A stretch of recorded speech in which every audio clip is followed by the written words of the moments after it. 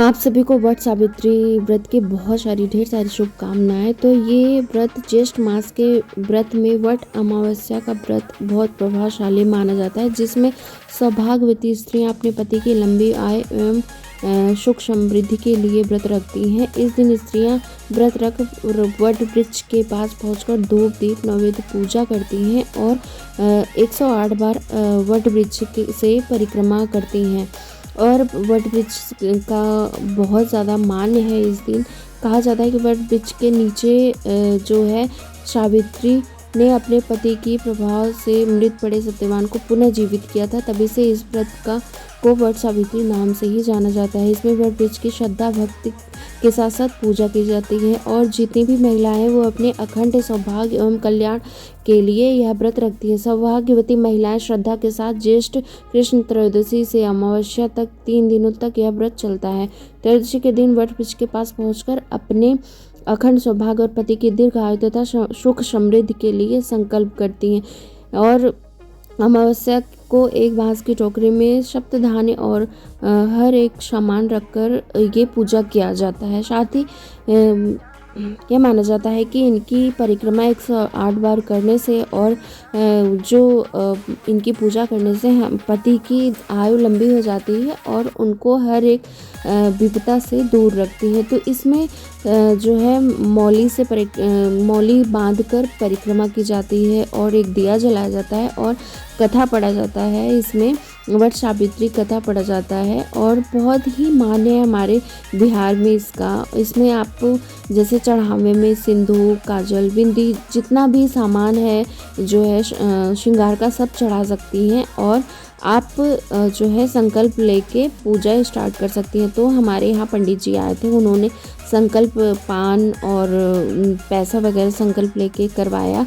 उसके बाद जो है उन्होंने पूरा पूजा करवाया। फिर हम लोग ने जितनी भी औरतें थी हमारी बिल्डिंग की सब लोगों ने जो है परिक्रमा की। तो मुझे काफ़ी अच्छा ये व्रत लगता है और बहुत ज़्यादा मान्य है। और जो कुछ महिलाएं हैं वो अमावस्या के दिन ही ये व्रत रखा जाता है। तो ये जो 6 तारीख था उस दिन अमावस्या था और उस दिन ही ये व्रत रखी थी बहुत सारी महिलाएं।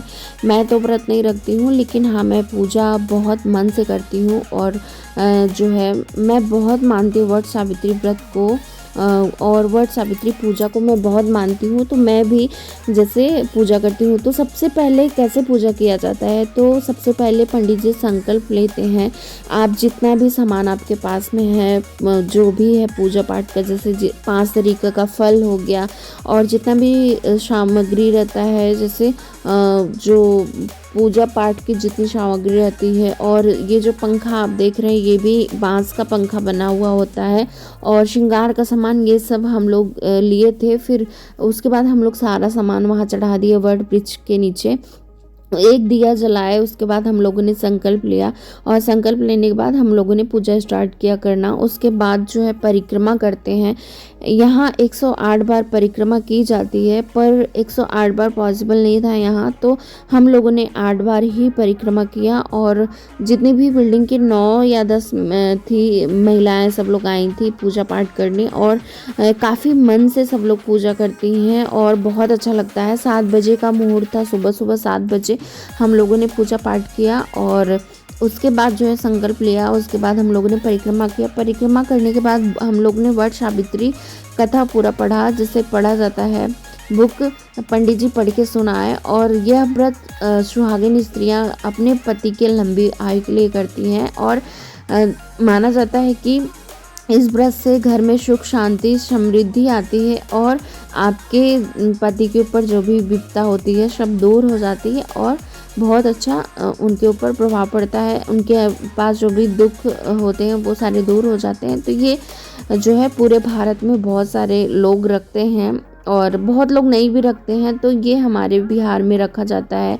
वट वृक्ष के नीचे पूजा अर्चना करके परिक्रमा करके और अपने पति के लंबी आयु के लिए 108 बार जो है परिक्रमा करते हैं, बहुत मान्य है। अगर मेरे यूट्यूब फैमिली में कोई भी ये व्रत रखना चाहता है तो बहुत ही अच्छा ये व्रत है, पति के लिए बहुत ज़्यादा अच्छा व्रत है। आप रख सकती हैं और अच्छे से पूजा पाठ कर सकती हैं। और आप जो है अपने पति के लंबे आयु के लिए जैसे बहुत सारा व्रत रखा जाता है, तीज हुआ और करवा चौथ हुआ, बहुत लोग बहुत सारे व्रत रखते हैं। तो आप वट सावित्री व्रत उसमें से एक होता है। आप चाहें तो व्रत भी नहीं रख सकती हैं, आप चाहें तो सिर्फ पूजा पाठ करें और व्रत ना रखें, उसके लिए भी आप कर सकती हैं। तो मुझे काफ़ी अच्छा लगा, मैं और जितनी भी बिल्डिंग की सारी लेडीज़ थी सब लोग आई थी, सब ने जो है बारी बारी से पूजा किया, बारी बारी से परिक्रमा किया। और यहाँ आंटी जी बैठी थी, उन्होंने सबका जो है मांग भरा। बिहार की परंपरा है कि नाक से लेके पूरा मांग तक सिंदूर लगाया जाता है। तो जैसा कि मैं यूपी से हूँ तो मैं नहीं लगाती थी, लेकिन जब बिहार में रहने लगी तो यहाँ सब लोग लगाने लगे, तो मैं भी मानने लगी, क्योंकि जहाँ आप रहते हो आपका कल्चर वहीं से ही रिलेटेड हो जाता है। तो फिर मैं यहाँ का सारा कल्चर मानने लगी। तो आपको 108 बार घूमना है और हर एक बार आप जब घूम के फेरा पूरा करते हैं तो वहाँ पहुँच के आपको चना चढ़ाना है, सिंदूर लगाना है वट वृक्ष में, उसके बाद अपने मांग में लगाना है।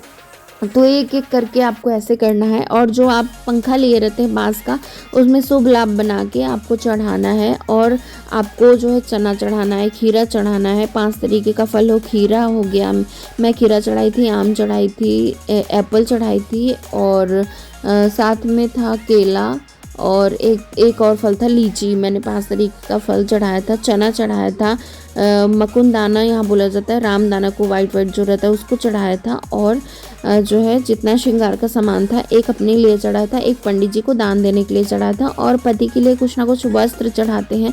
तो यहाँ मैं कुछ नहीं चढ़ाई थी वस्त्र में, क्योंकि मुझे कुछ समझ में नहीं, तो मैं एक रुमाल चढ़ाती हूँ, क्योंकि देखिए सब लोग अपने अपने पसंद का पहनते हैं। तो यहाँ मुझे समझ नहीं आया था तो मैंने एक रुमाल चढ़ा दिया था, बाकी लोगों ने भी सिर्फ रुमाल ही चढ़ाया था वहाँ पे। और फिर चढ़ाने के बाद जो है मैंने अच्छे से पूजा किया, और एक दीपक जलता है संकल्प लेने पे, दिया जलाया। और जो मौली 108 बार आप घूमे थे जो मौली लेके, वो मौली को वहीं छोड़ देना चाहिए, उसको घर पे नहीं लाते हैं। तो मैंने उस मौली को वहीं छोड़ दिया। हर बार मैं ले आती थी, लेकिन इस बार मैं वहीं छोड़ दी। तो हम लोगों ने बहुत अच्छे से पूजा पाठ किया। और अब आरती की बारी है। पंडित जी ने आरती के पहले हवन कराया, उसके बाद आरती स्टार्ट किया, और हम लोगों ने आरती की और काफ़ी अच्छा लगा। कुछ लोगों ने बाद में हवन किया, वो लोग हवन नहीं किए थे, तो सब लोगों ने मिल बांट के आरती की और काफ़ी सुकून मिला, काफ़ी अच्छा लगा। मुझे पूजा पाठ करने में बहुत अच्छा लगता है, और जब व्रत रहे तो उसमें बहुत ज़्यादा ही अच्छा लगता है पूजा पाठ करने में, और काफ़ी आपको सुकून मिलेगा पूजा पाठ करके। और वट सावित्री व्रत बहुत अच्छा है, बहुत मान्यता है, बहुत शक्ति है। शिव पार्वती जी का ही ज़्यादातर करके व्रत है ये, इसमें शिव पार्वती जी की ही कथा पड़ी जाती है। और जो है सावित्री अपने पति के लंबे आयु के लिए व्रत रखी थी, तो सब अपने पति के दीर्घायु के लिए व्रत रखें। तो ये वीडियो पसंद आए लाइक शेयर कीजिएगा। सभी को फिर से वट सावित्री की ढेर सारी शुभकामनाएं, और मिलते हैं नेक्स्ट वीडियो में। Bye bye, take care, bye.